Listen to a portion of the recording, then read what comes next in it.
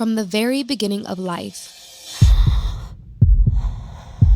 the first breath, your mother's voice, your first touch of rain, there is change. There is growth, transformation, a journey. A story that unfolds, reshapes, and transcends your very being into whatever you allow it to become, and however you allow your experiences to mold you. But is there one true purpose, one destined path, one divine calling, or are there many? Does the idea that countless alternate realities, timelines, and outcomes shaped by our choices truly exist? Today, I turn to one of the closest relationships a girl can have, an embedded connection from the womb, my sister. I've witnessed the arc of her becoming, how she has shifted, stretched, and blossomed into the woman she is today. And in her journey, I find myself asking, what does it truly mean to grow into yourself? Looking back, what was the first moment you felt like you were becoming yourself?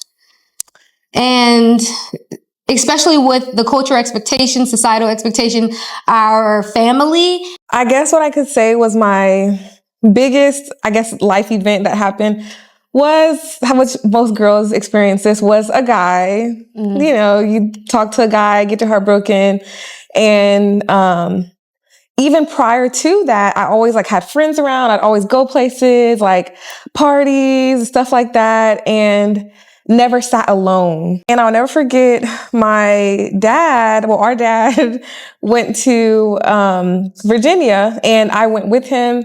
And I just remember it was my first time I actually sat alone. The previous relationship that I was in, I was constantly getting cheated on. And so I had a lot of insecurities that were just embedded in me. A lot of I didn't know myself. Even before the relationship, I didn't realize how much I did not know myself.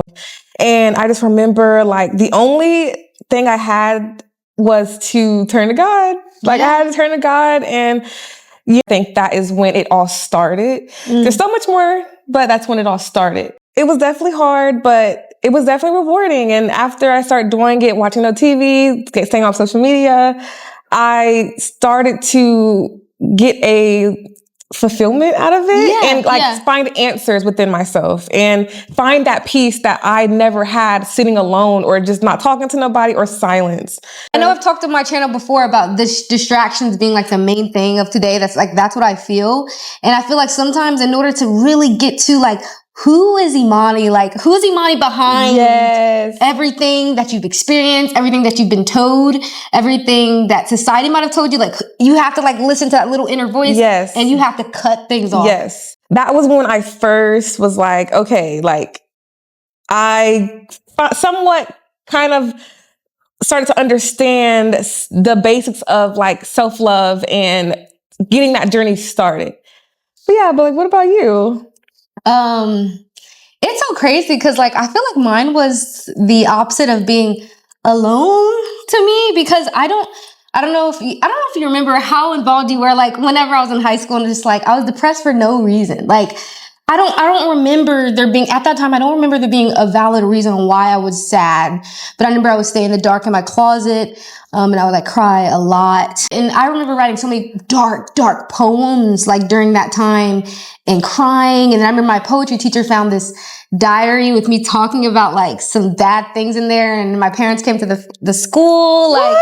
I did not know about that. She looked at my diary, and then everyone's concerned because I didn't come off that way. Right. Yes. And then, so speaking of that time where you felt you were finally somewhat becoming that yourself, for me, it was a relationship, I think. Oh, okay. So, helped you realize some things. Yeah. So I really wanted to do, theater, but I felt I was trapped in this bubble of really wanting to do certain things. And my anxiety and my self-doubt and my little voice was so trapped in I wasn't comfortable being myself, but that was hindering me from completing things I really wanted to do. Yeah. And so it wasn't until I had to meet someone else who was well, why don't you just go for it? And with this aggressiveness of kind of you're saying, you're you're like fighting that attack. I started to do. I started to like, I'm going to apply. I'm going to audition for this thing, even though I am literally so afraid.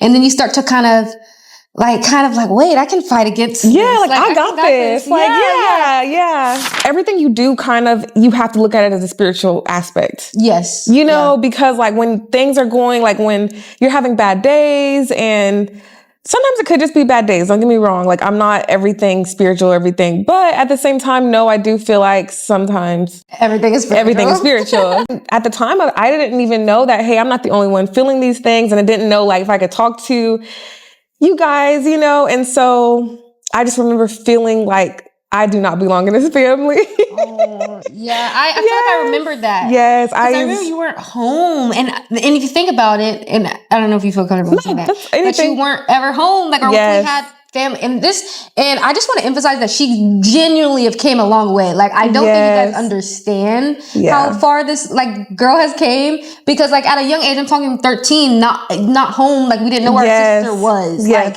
we didn't know. And this also goes to show, because a lot of people say like, even though we had a great upbringing, it goes to show that you can't always put all the blame on parents. Yes. Because like she mentioned, I don't know why you were just some kids are just go against the grain. Okay, so out of all the different layers that you shed along the way over the years, what have been the hardest? Like, what are the ones where it's just like that layer was just not coming off? Like, what was the layers that was the hardest to shed? Oh man, that's a tough one, because I feel like there's so many hard layers. The biggest thing that I've learned to do is think about all the things I've done and tell myself, look how far you've come. And that made me. Like, I will honestly say, like, I can look back and say I have no regrets, because I would not be who I am if I didn't go through those things. And when you do those things to yourself, that is how you build a relationship with yourself. That is how you learn to love yourself. So even for you guys, like if you're out there and you've done things that you're not proud of, or just not proud in general, you didn't maybe have to do anything, but you just weren't proud of who you used to be. I feel like that is how you learn to love yourself. Really? Who would you be? Like, who would you be without those? Now she's sharper. Now she's wiser, more aware, and now she knows how to look forward with just a better point of view or perception that works in her benefit. Yes. I feel like I had multiple, and I think that's one thing I've learned in my self-love journey, and as I'm constantly growing, is that you have so many. Like you said, breaking points or those turning points are natural parts of life that are going to happen. And so I feel like it kind of plays into like intuition. So I feel like when you have something where it's just a crash, or like, it's like, whoa, what is happening? Maybe that's just another way of saying, hey, you're kind of going this way, and I'm trying to get you to turn around and go this way, or take another direction. And it's sometimes, I guess, depending on how much we keep going in that direction, how bigger the hit will be, I guess. I don't know. Like, I think there's two things. It's either that, or you really are just leveling up. I've also been learning to know how to accept when you may have fallen down or fell back or took a step back.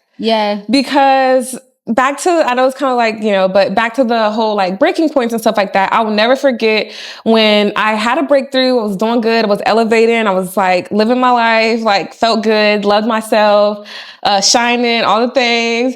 And I remember that's when I had started my wig business. I started my wig business, and I just found a craft that I loved, and then moved back to Houston. Boom. The ex that I grew from, I went back to, basically, or kind of start talking to. And I just remember, like, it was almost like from that moment, I didn't completely fall down, but I definitely was like going backwards. And I just never forget, like, I beat myself up. I beat myself up for that, and just really was like feeling like I'm basically at square one. But from that, I basically was like, okay, Moni, like, sometimes you have to just talk to yourself and be like, okay, well, you're making the wrong decision. Correct yourself and move forward. And Yeah. that goes into so many aspects. I know I'm using that as an example, but that could just be simple as like, you wanted to do something, you had a certain job, that didn't work out, and now you feel like you're at square one with your career, whatever.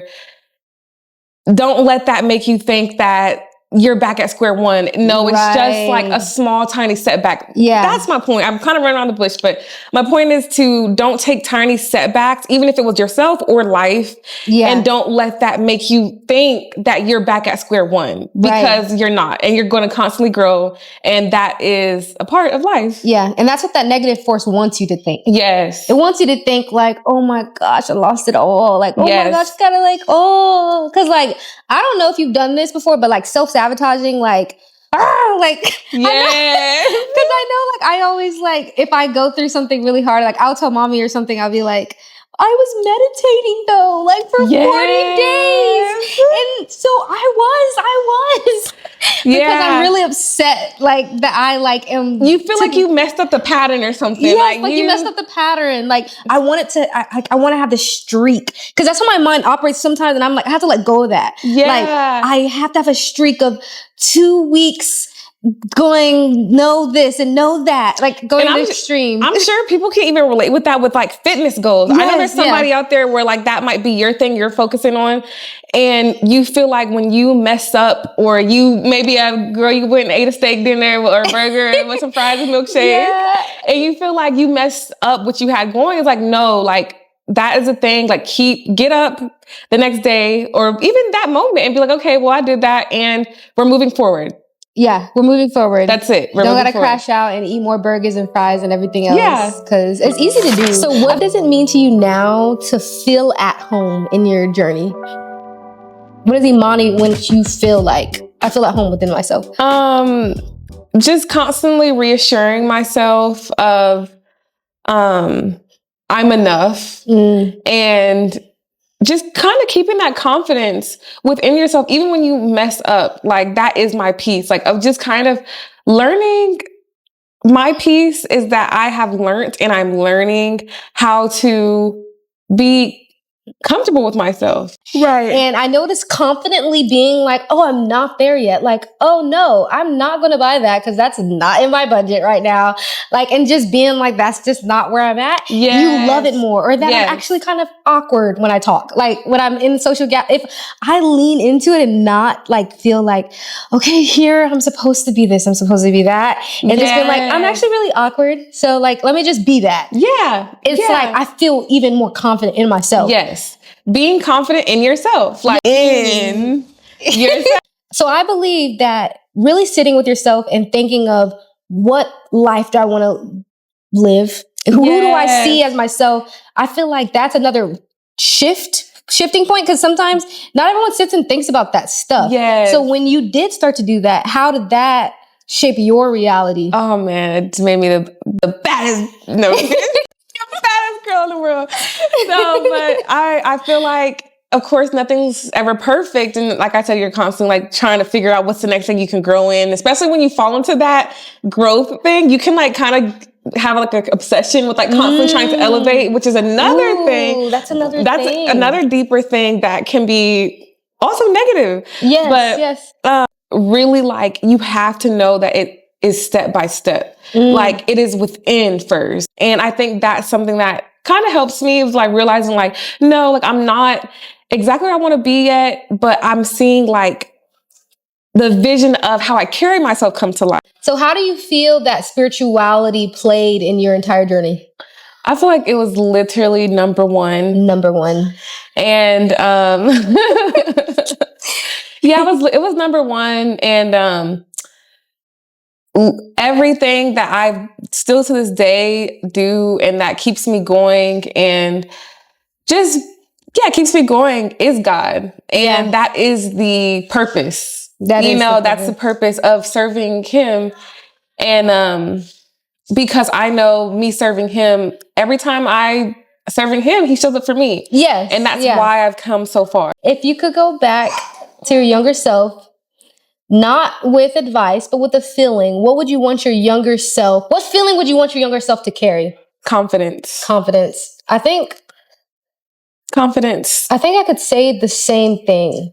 Even when things don't look clear, sometimes that confidence is what helps me push myself further. You know, like when things aren't clear, when I'm feeling like unsure about things, it's confidence that really, it's like, I don't know exactly like what I'm doing, but hey, I'm confident in myself. Like, we're going to move forward. I think that was such a good discussion. Like, I think that was...